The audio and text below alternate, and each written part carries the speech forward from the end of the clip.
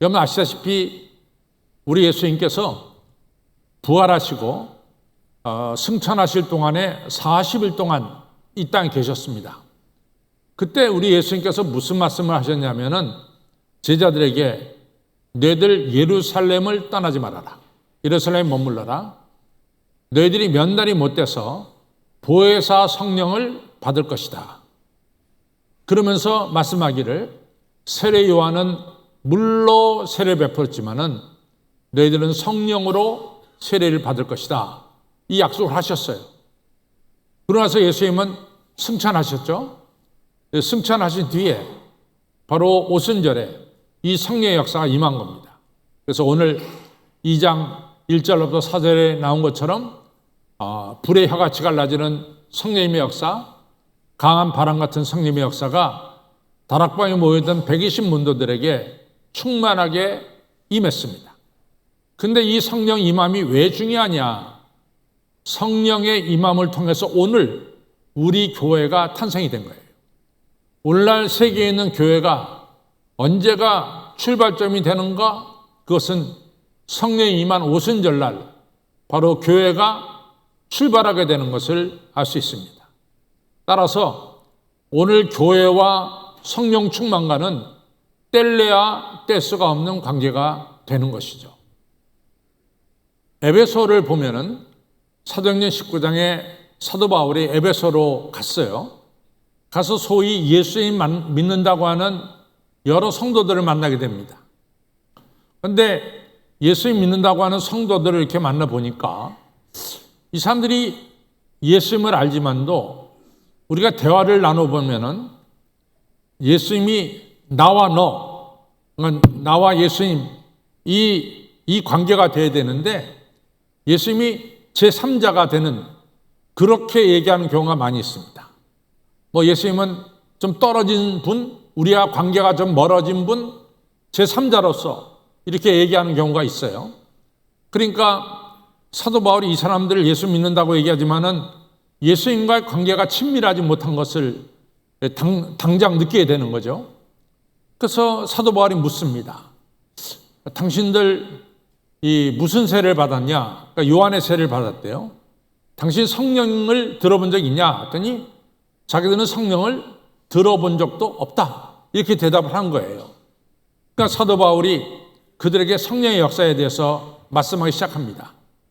그러고 나서 그들이 또 한 번의 세례를 받았는데 그때는 성령 세례를 받게 된 거죠. 그래서 저들이 바로 방언도 하고 예언도 하는 이런 성령 역사의 결과물을 그들을 통해서 나타나게 된 것이죠. 이처럼 성령의 역사는 오늘날 우리 교회를 세우겠고 오늘 교회가 움직이는 그런 힘은 바로 어디서 나오느냐? 성령의 역사 속에서 교회가 움직이는 힘이 나온다라고 하는 사실입니다. 오늘 우리가 성령 강림을 절을 맞이해서 성령 강림이 구체적으로 우리에게 내려주시는 축복이 무엇인가를 좀 살펴보면서 오늘 성령 강림절날 성령 충만의 역사가 우리 모두에게 충만하기를 주님의 이름으로 축원합니다. 우리가 요한복음 3장에 보면은 뭐가 나오냐면은 니고데모라는 분은 산헤드린 의원인데 산헤드린 의원은 그 당시에 이스라엘이 로마의 식민지로 있었지만은 로마는 식민지 국가의 종교에 대해서는 타치하지 않았어요. 그래서 이 이스라엘 사람들 나름대로 종교가 있었는데 그 종교가 우리가 잘 아는 유대교죠. 이 유대교를 갖다가 자유스럽게 섬길 수 있도록 허락을 해줬어요. 그러면 유대교 종교 문제를 다루는 최고의 기관이 있었단 말이죠. 그 최고의 기관이 바로 산헤드린이라고 하는 의원입니다. 거기 72명으로 되어 있는데 한 지파당 6명씩 해갖고 72명이 이제 바로 거기 산헤드린 의원이 되겠습니다. 그러면은 이 산헤드린 의원 중에 한 명인 바로 이 니고데모라는 분이 계셨죠. 근데 이 니고데모가 이스라엘 선생이라고 예수님께 칭함을 받는 걸 보면은 아마 이스라엘 사람들은 니고데모 하면 다 알았던 것 같아요. 그분은 율법에 대해서 해박한 지식을 가지고 있는 분이 니고데모다, 이렇게들 알고 있었던 것 같습니다.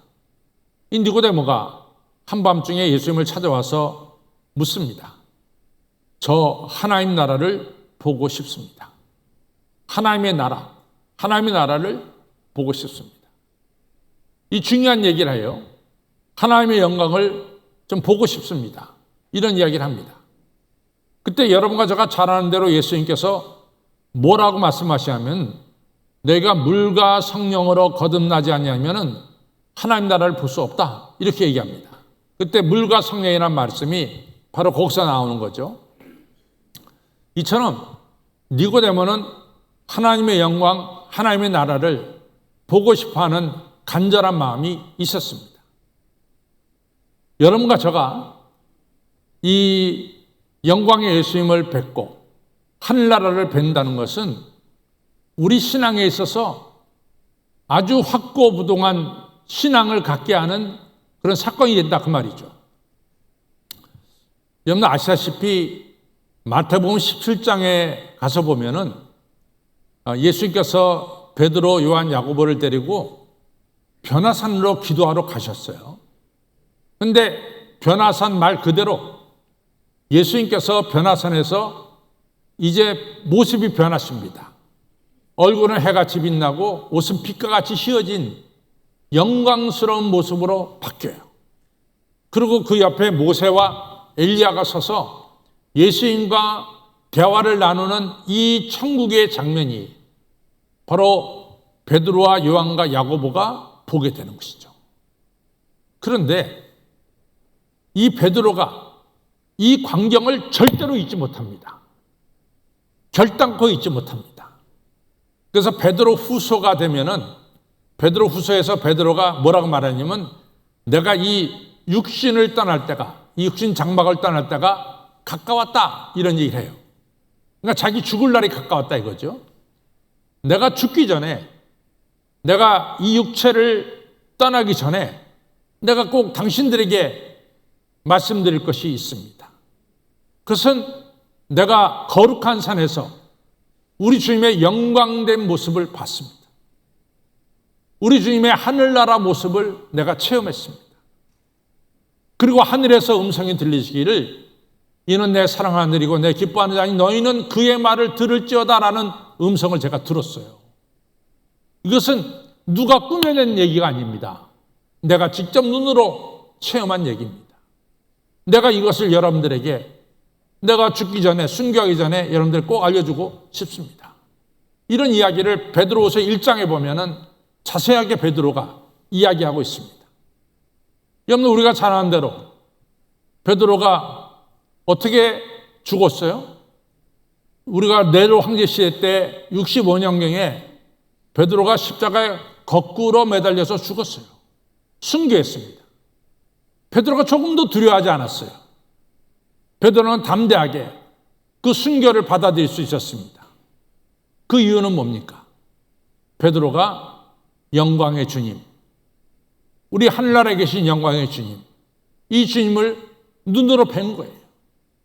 니고데모가 원했던 대로, 주여 내가 하나님의 영광을 보고 싶습니다 한 것을 갖다가 베드로가 보게 된 거죠. 또 여러분들, 모세가 그토록 하나님과 가까이 지냈지만 출애굽기 33장에 뭘 얘기합니까? 하나님, 나 하나님의 얼굴을 좀 뵙고 싶습니다. 그때 하나님이 너는 내 얼굴을 보지 못하고 내 등을 볼 것이다, 이런 말씀하셨죠. 이처럼 하나님의 영광을 뵙기를 원한다는 것은 너무나 예수님 믿는 우리와 성도들 사이에는 당연한 얘기입니다.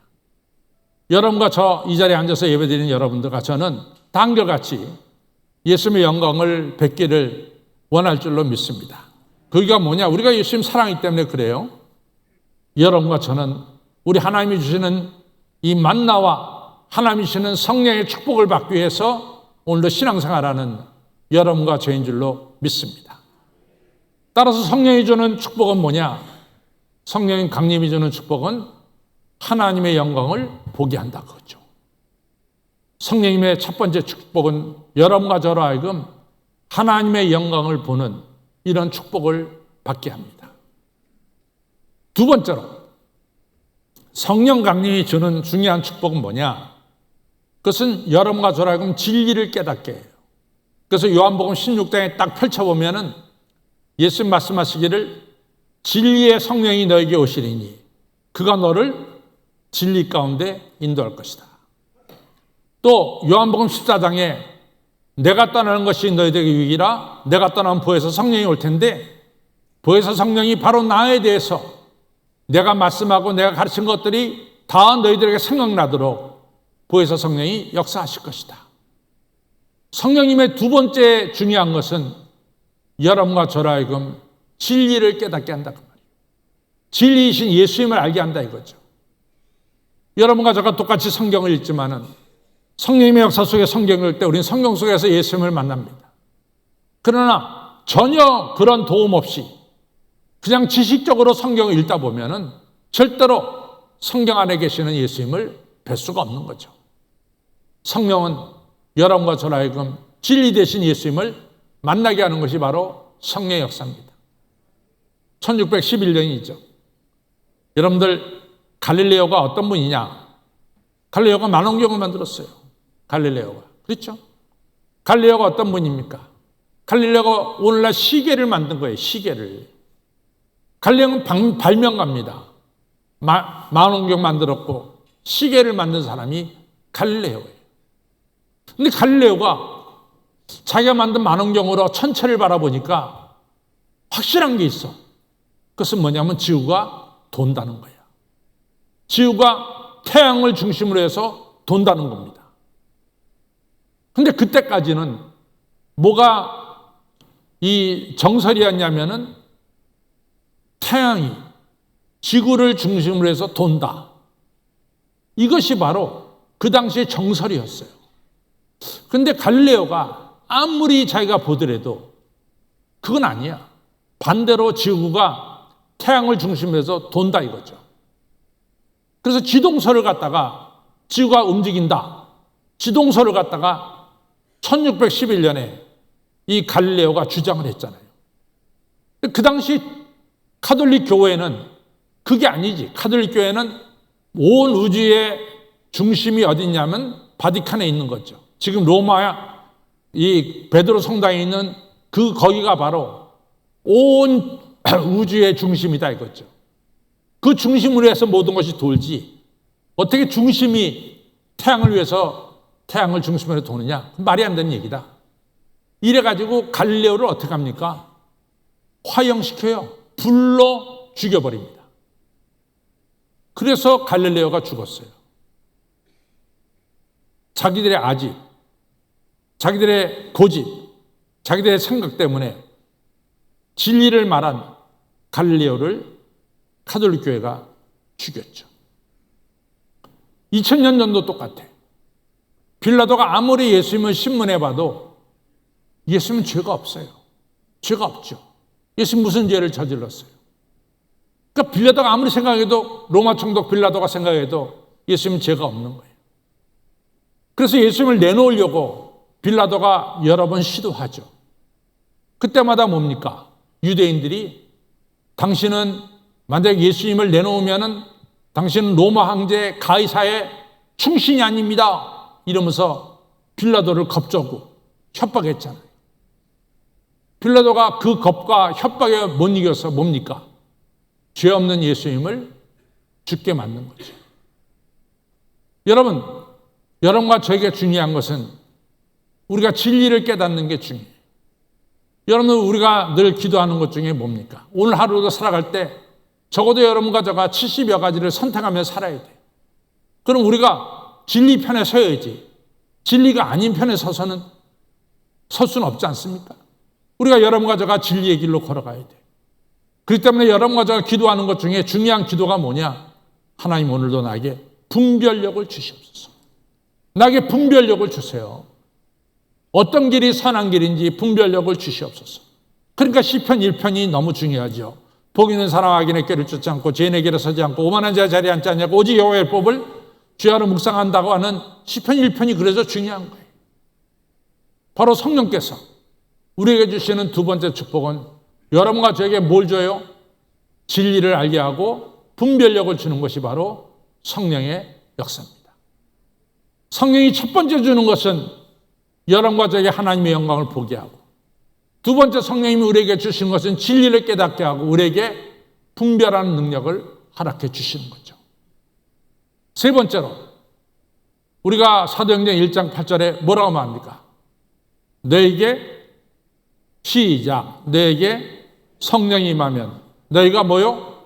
권능을 받고 예루살렘과 유다와 사마리아와 땅까지 이르러 내 증인이 되리라.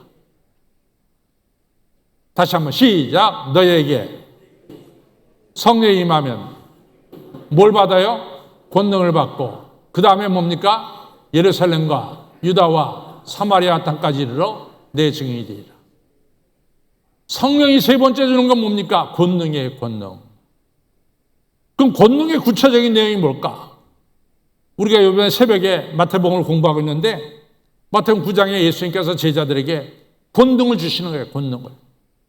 그들에게 선교하도록 사명 주시고 선교할 때 이게 쓸 수 있도록 권능을 주세요. 이 권능의 내용이 뭐냐?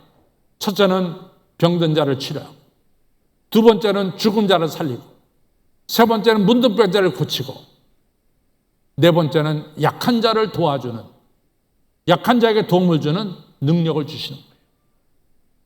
여러분, 성령은 우리에게 능력을 주시는 겁니다. 성령은 우리에게 권능을 주시는 겁니다. 여러분들 못 믿으시겠어요? 성령은 우리에게 그 권능을 주신다고요. 저는 분명히 그것을 믿습니다. 제가 믿음으로 간구하면 하나님께서 우리의 기도를 들어주실 줄 저는 확신하고 있습니다. 성령님은 우리에게 권능을 주시는 거예요. 여러분들 예수님의 제자들, 제가 늘 베드로를 얘기할 때 베드로, 난 놓고도 기억자 모르는 별로 배우지 못한 사람이 베드로입니다. 그러나 베드로를 통해서 얼마나 많은 기적들이 일어났어요. 그렇죠? 여러분, 베드로에게 권능을 주셔서 베드로를 통해서 수많은 병자를 고치시고 나중에 도루가라고 하는 여인, 죽은 여인을 살리는 이런 역사가 일어난 것이 바로 베드로입니다. 베드로뿐만이 아니에요. 예수님의 사도들은 다 똑같아요. 오늘날 교회가 하나님께로부터 권능 받아서 병든 자를 치료하고 죽은 자 살리고 귀신 쫓아내고 병자 고치고 약한 자를 돕는 역사를 바로 교회로 하여금 행하도록 하셨어요. 저는 기독교 역사 속에서 공부 많이 하고 정말로 많은 학위를 가지고 있는 목사님들은 많이 계세요. 그러나 무디라고 하는 사람은 구두수성공이었어요. 배우질 못했어요.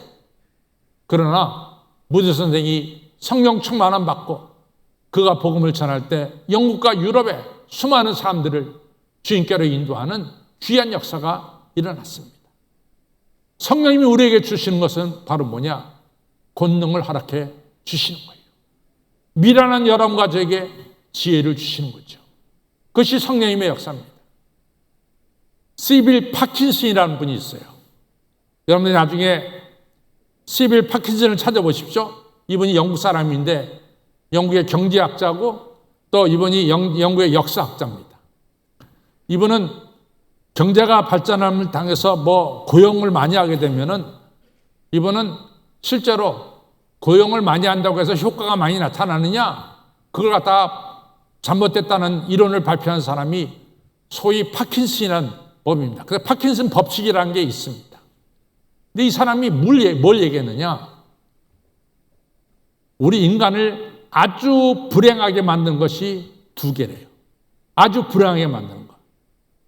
첫째는 질투심이고 두 번째는 무능력이라고 말합니다. 여러분과 저가 질투심으로 가득 차면은 여러분들 가인이 동생 아벨을 죽였잖아. 네? 질투심 때문에. 그러니까 질투심은 사람을 죽이도록 만든다는 거지. 질투심은 굉장히 백해무익한 거예요. 그 다음에 무능력은 그 사람이 한 번밖에 인생을 갖다가 자포자기하게 만드는 게 무능력이래요. 나는 능력이 없어. 나는 못해. 뭐 이런 얘기 하다 보면 그 사람은 인생을 자포자기하게 만든다는 거죠. 여러분, 여러분과 저를 능력 있는 사람으로 만드는 것은 누구냐? 성령입니다. 성령은 우리에게 권능을 주시는 거죠. 성령을 세 가지, 뭐 많지만 오늘은 세 가지만 잘라서 얘기했어요. 첫째는 하나님의 영광을 보게 하고, 두 번째는 진리를 깨닫게 하고, 세 번째 뭐요? 권능을 갖게 합니다. 그럼 이게 우리가 저절로 오느냐 말이지. 그렇지 않습니다. 자, 언제 성령님이 있는가? 우리가 아시다시피 마가의 다락방에 모여서 너희들 예루살렘을 떠나지 말라. 너희들이 몇 날이 못돼서 성령을 받을 것이다. 예수님이 약속하셨어요. 그 약속 믿고 이 다락방에 모여서 120문도가 열심으로 기도하고 열심으로 찬양했습니다. 그때 성령이 임했어요. 사도행전 10장에 보면 고넬료라고 하는 로마 백부장이 그가 하나님을 경외했습니다.